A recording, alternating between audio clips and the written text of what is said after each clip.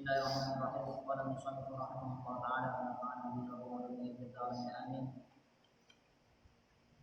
Wa ballaghal ummata bil isra'i wa fadhi khamsatin bilam tira'i wa dafaza siddiqan bitasdiqin lahu wa bil muruji sidqu wa fa'ahlahu wa hadhihi 'aqidatun mukhtasarah lil awami salatun muyassarah na'imu tilka ahmadul marzuqi man yantami lis-sadiqil masduqi wa ballagha lan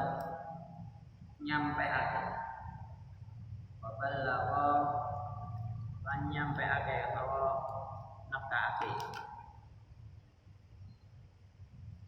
sapa Kanjeng Nabi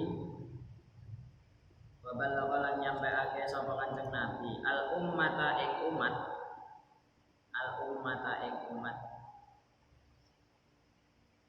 bil isra'i kelawan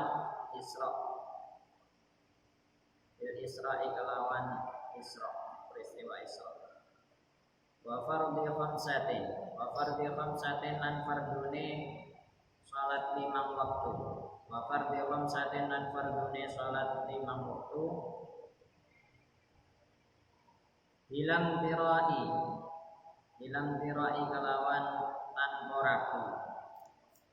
tirai kelawan tanpa ragu. Pada faza teman-teman bejo.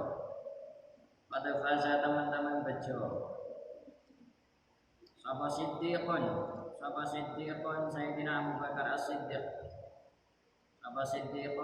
Sayyidina Abu Bakar As-Siddiq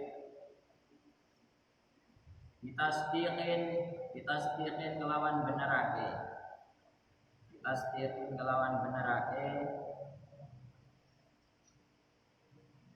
lahu maring Kanjeng Nabi lahu maring al-Isra Kanjeng Nabi atau al-Isra wabil ngurujiran kelawan al-mi'raj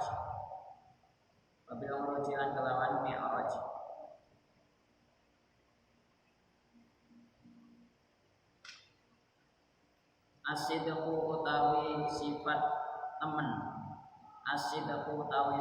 temen iku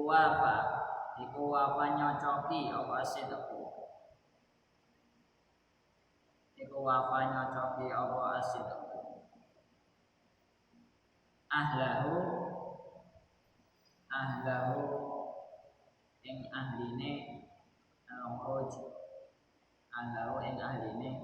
al-khuruj dalam kurung Kanjeng Nabi ahlahu ing ahline al-khuruj dalam kurung Kanjeng Nabi wa hadhihi utawi ikilah akidah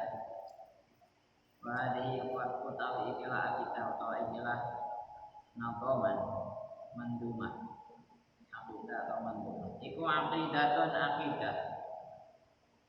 iku aqidatun mukhtasaratun kang den ringkas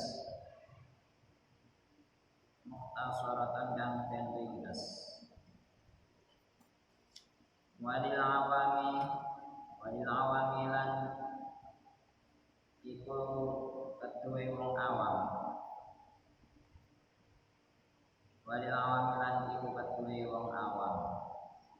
sahlatun utawi gampang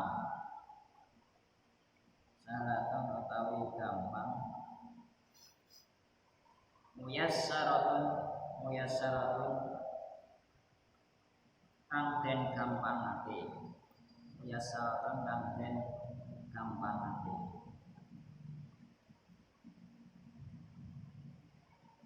Nabi mutilka utawi wong kang nadomake mengkono-mengkono hadihi Nabi mutilka utawi wong kang nadomake mengkono-mengkono hadihi wong kang ngarang nadom mengkono-mengkono Ahmadu iku Ahmadu Sayyid Ahmad Al-Marzuqi kang bangsa Marzuqi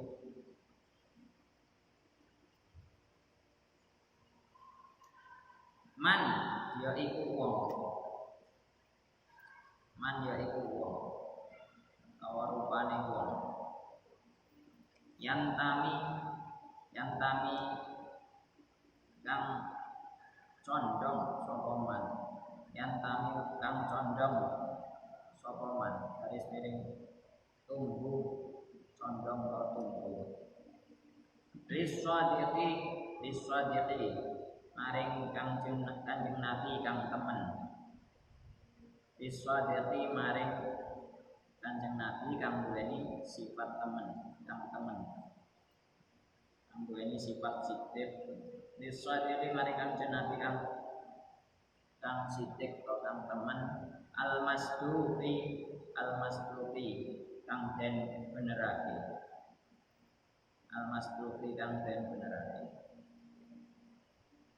Allah Ta'ala a'lam bishawab. Saya jelaskan kemarin setelah ada peristiwa Isra Mi'raj, itu kan peristiwa yang sangat luar biasa, peristiwa ajaib, peristiwa yang menjadi salah satu mukjizat dari Nabi Muhammad SAW. Setelah mengalami peristiwa itu, pagi harinya Nabi menyampaikan peristiwa itu, menyampaikan kisah itu kepada umat, yaitu kepada para sahabat. Beliau menceritakan bagaimana peristiwa Isra itu. Kemudian beliau juga menyampaikan fardunya sholat 5 waktu. Sebelum Isra Mi'raj, kaum muslimin itu ya juga sholat, tapi sholatnya itu bukan sholat wajib. Bukan sholat wajib 5 waktu, bukan seperti sekarang subuh, zuhur, saat maghrib bisa. Sebelum peristiwa Isra Mi'raj kaum muslimin itu ya sholatnya ya sholat sunnah. Ada yang sholat ketika kalau di surat Al-Isra penjelasan aqimi sholata tarafayil laili wa zulfan minal lail. Tarafayin nahari. Aqimi sholata tarafayin nahari wa zulfan minal lail. Sholatnya tarafayin nahar di ujung-ujung siang. Berarti ujung-ujung siang itu waktu subuh dan waktu asar. Kan itu ujungnya siang. Wa zulfan minal lail dan tengah malam. Itu berarti waktu isya. Kemudian ada juga minal laili fatahajjad bihi. Juga sholat tahajud. Itu kan sebelum turun sholat, kewajiban sholat 5 waktu, sholat tahajud. Bahkan bagi Nabi itu sholat tahajud itu wajib, diwajibkan untuk Nabi Muhammad SAW. Tapi ini tidak diwajibkan bagi umatnya. Nah, itu adalah sholat-sholat Nabi sebelum peristiwa Isra Mi'raj. Ketika peristiwa Isra Mi'raj, Nabi diadai sholat 5 waktu, dan ini diwajibkan bagi seluruh umat beliau. Beliau sampaikan itu, dan banyak yang heran. Masa iya Kanjeng Nabi sewengi dalam semalam bisa menempuh perjalanan dari Mekah ke Madinah ke Masjidil Aqsa dalam semalam. Nah, itu masih ke langit lagi. Itu kan nggak masuk akal. Masa iya? Entah orang-orang pada bingung. Fartadda nasun antara percaya dan tidak. Orang-orang masih ragu. Tenanan orang. Kemudian kisah ini disampaikan kepada Sayyidina Abu Bakar. Orang-orang dapat cerita itu, kemudian tanya pada Abu Bakar, aku tadi itu dapat cerita begini-begini. Nabi itu diisrakan, diperjalankan dari Mekah ke Madinah ke Masjidil Aqsa dalam waktu semalam, dan itu Mi'raj lagi, naik lagi ke langit. Apa pendapatnya? Sama Abu Bakar ditanya orang, benar itu bisa dari Nabi, benar itu cerita Nabi, kamu yakin itu cerita Nabi beneran? Benar yakin, aku dengar sendiri dari Rasulullah SAW. Nama Sayyidina Abu Bakar, kalau itu memang cerita Nabi, aku percaya 100%. Apapun yang dikatakan Nabi, aku percaya 100%. Makanya sejak saat itu Sayyidina Abu Bakar digelari As-Siddiq. As-Siddiq itu orang yang senantiasa membenarkan, orang yang senantiasa mempercayai apa yang dikatakan oleh Nabi Muhammad SAW. Makanya wabil khuruji as-sidqu wa fa'alahu. Benarlah dengan Isra Mi'raj itu berarti sifat as-sidqu, sifat jujur itu cocok disandang oleh Kanjeng Nabi Muhammad SAW. Memang peristiwa Isra Mi'raj itu ketika dinalar dengan logika manusia saat itu ya, manusia saat itu di luar nalar, di luar logika. Gimana bisa dalam semalam Nabi bisa menempuh perjalanan dari Mekah ke Madinah? Itu aja sudah sekitar 400 kilo. 400 kilo itu kalau Ponorogo sampai Jakarta 400 kilo. Terus cuma sampai Madinah. Kemudian Madinah ke Masjidil Aqsa itu lebih jauh lagi karena sudah menempuh antar negara. Saat itu nalar manusia saat itu, nalar orang-orang saat itu nggak masuk akal. Tapi itu kan nalar manusia itu kan cuma nalar cuma dari panca inderanya, cuma dari apa yang mereka lihat, apa yang mereka rasakan. Saat itu ya jelas nggak mungkin kalau cuma naik kuda, naik unta itu menempuh perjalanan beribu kilometer dalam semalam nggak mungkin. Tapi saat ini itu ketika dilaksanakan di saat ini kan mungkin saja. Kalau kita dari Surabaya ke Jakarta sejam aja bisa. Itu kan artinya masih mungkin, bukan sesuatu hal yang mustahil. Cuma ketika saat itu dikabarkan, ya nalar enggak nutut. Karena nalar manusia itu sesuai apa yang dilihat, apa yang didengar, apa yang dirasakan. Tapi kalau itu dilaksanakan saat ini, ya mungkin saja, bukan sesuatu yang mustahil. Jika naik pesawat paling dari Mekah Palestina itu paling cuma 2 jam. 2 jam enggak ada. Saya aja dari Kairo ke Jeddah itu lebih jauh daripada Jeddah ke Palestina. Kairo ke Jeddah itu sekitar 1,5 jam. Itu naik pesawat. Itu kalau di nalar saat ini sangat mungkin terjadi. Semalam Nabi bisa sampai Masjidil Aqsa. Tapi yang saat ini belum nyampe nalarnya itu gimana Nabi bisa naik ke langit dalam waktu semalam. Itu belum nutut di nalar sekarang, entah di masa depan. Yang jelas Allah itu Maha Kuasa.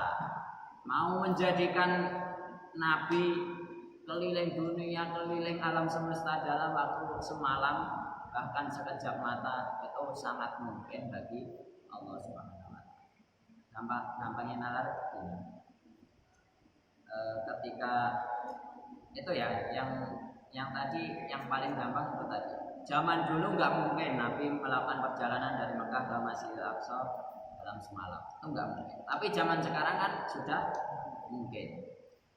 Nah, itu berarti menunjukkan bahwasanya nalar manusia itu terbatas. Logika manusia tetap terbatas, tergantung zamannya.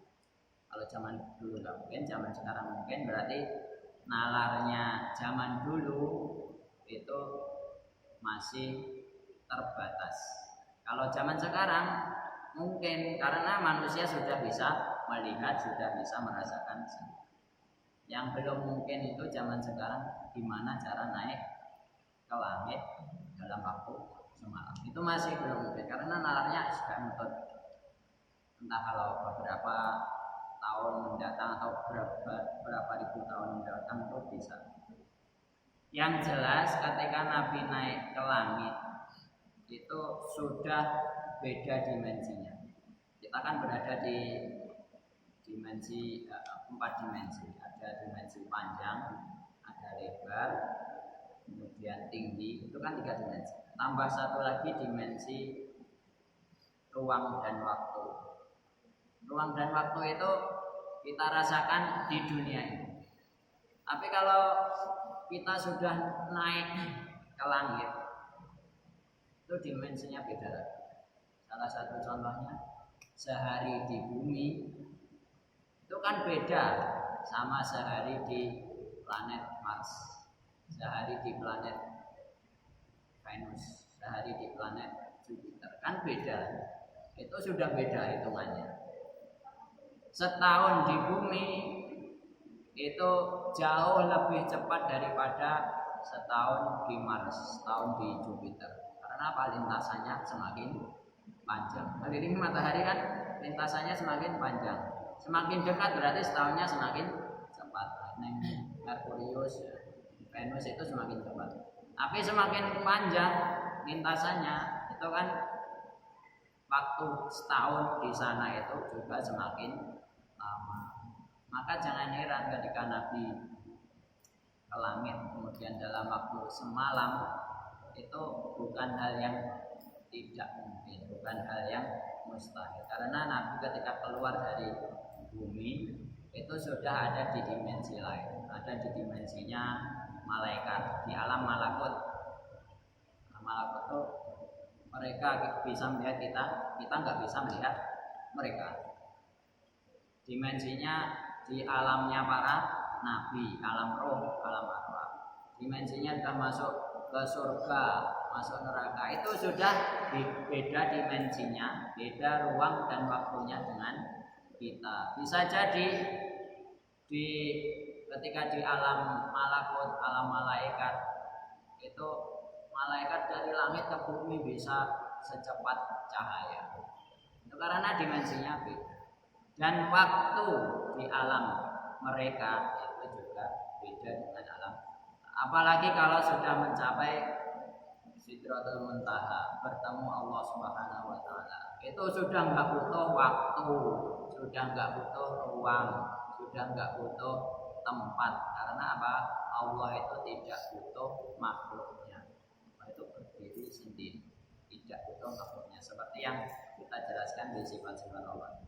Jadi ini adalah sesuatu yang sangat mungkin terjadi, apalagi Allah itu innallaha ala kulli syai'in qadir. Allah berkuasa atas segala sesuatu.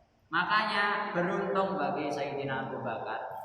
Itu begitu mendengar itu pertama kali langsung percaya. Apa yang dikatakan Nabi pasti benar. Saya percaya 100%. Makanya beliau diberi gelar As-Siddiq. Orang yang selalu membenarkan perkataan Nabi Muhammad SAW. Dan Nabi itu juga punya sifat siddiq, as-sidq, orang yang selalu jujur.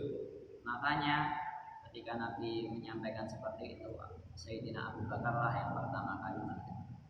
Sebagaimana dulu ketika Nabi menerima wahyu pertama kali, itu orang laki-laki dewasa pertama yang percaya kepada Nabi sebab diangkat menjadi Nabi dan Rasul itu juga Sayyidina Abu Bakar.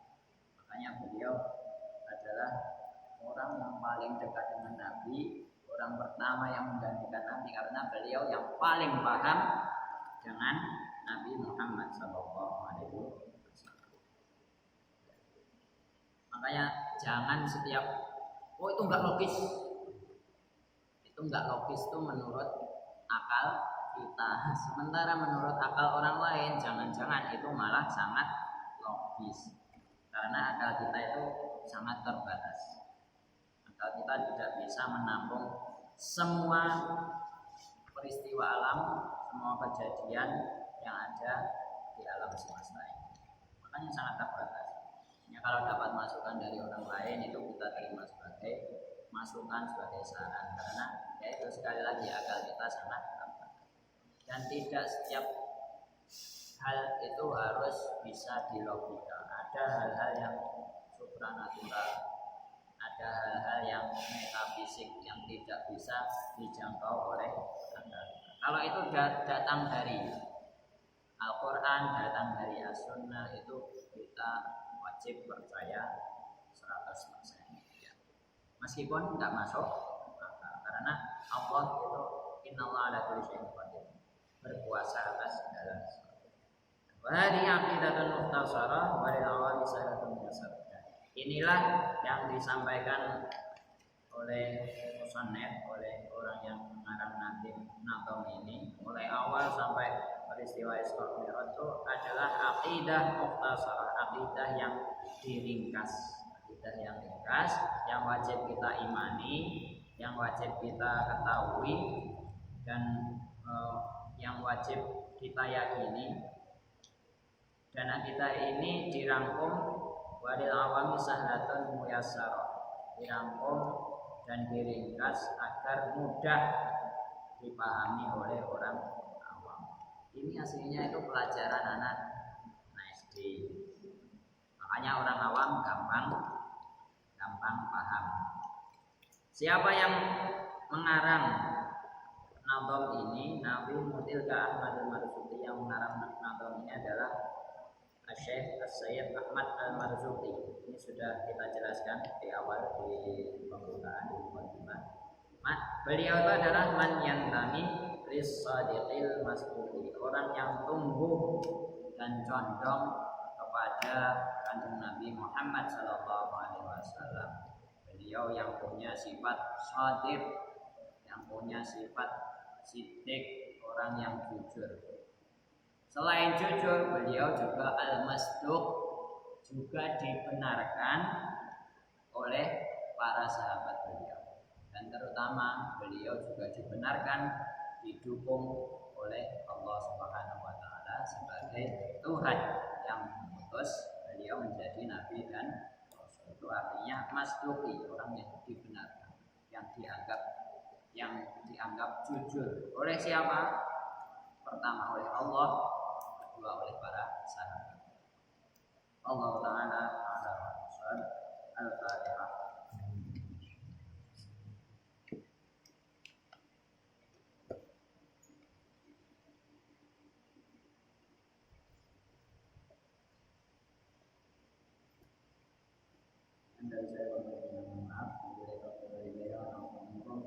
Sallallahu ala sayyidina Muhammad wa ala alihi wa sahbihi.